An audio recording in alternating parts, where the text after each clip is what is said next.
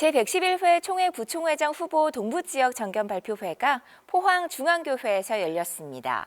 특별히 이곳 동부지역 정견 발표회는 일정이 2주나 미뤄지면서 지역별 정견 발표의 마지막을 장식하게 돼 관심이 더욱 뜨거웠습니다. 총회 선거관리위원회는 총대와 교인들이 부총회장 후보들의 견해를 보다 명확히 파악할 수 있도록 지역마다 주제를 달리해 진행해 왔는데요.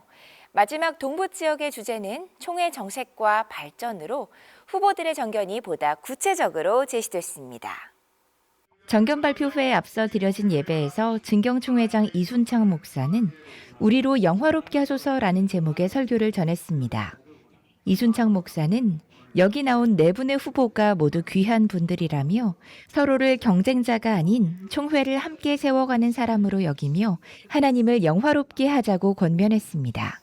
아버지여, 교단을 향하여 노회를 향하여 한국교회와 세계교회를 향하여 아버지여, 나를 영화롭게 하게 하옵소서. 십자가 잘 지게 주옵소서.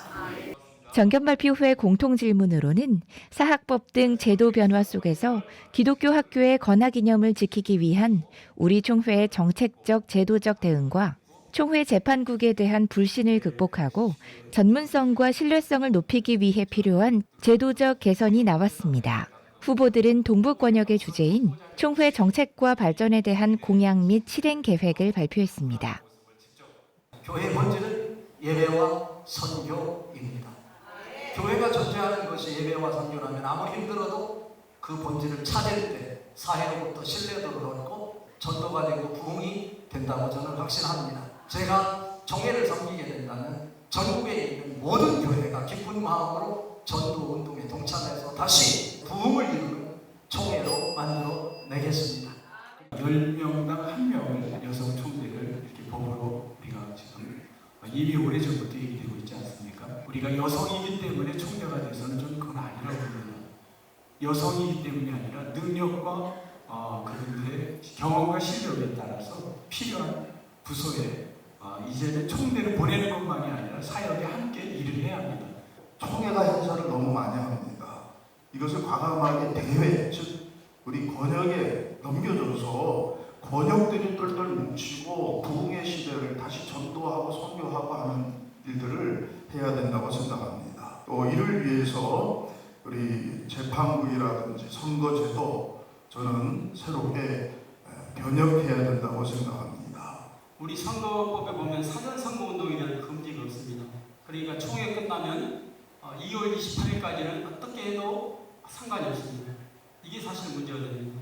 그래서 선거운동 금지를 시키려면 그때 운동을 불법적으로 했던 분들을 체크했다가 예비 등록 때 막아야 됩니다.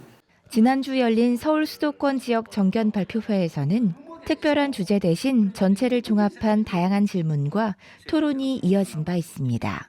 한편 동부지역 정견 발표회 모든 순서가 끝나고 단상에 오른 윤한진 선거관리위원장은 신상 발언을 통해 총회 선거관리위원장직 사임 의사를 밝혔습니다.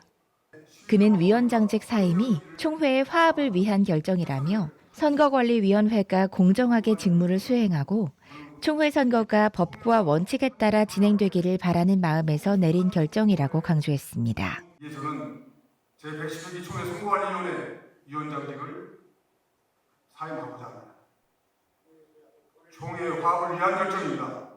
선거관리위원회가 공정하게 직무를 수행하기 위한 결정이기도 합니다.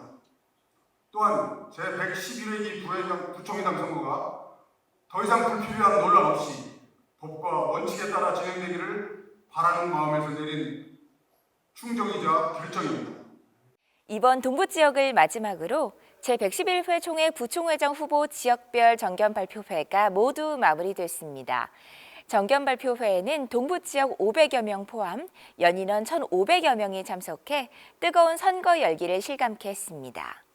특히 새롭게 도입된 후보자 간 토론회는 선거운동 과정에서 이슈가 된 예리한 질문들도 등장해 청중들의 관심을 모았습니다. 정견 발표회 이후 제111회 총회까지 남은 기간은 약 4주. 때로는 관심과 참여로, 때로는 분별력으로 공정한 선거 문화를 함께 만들어갈 때입니다. 지금까지 동부지역 정견발표회가 열린 포항중앙교회에서 한국기도공보 신유선입니다.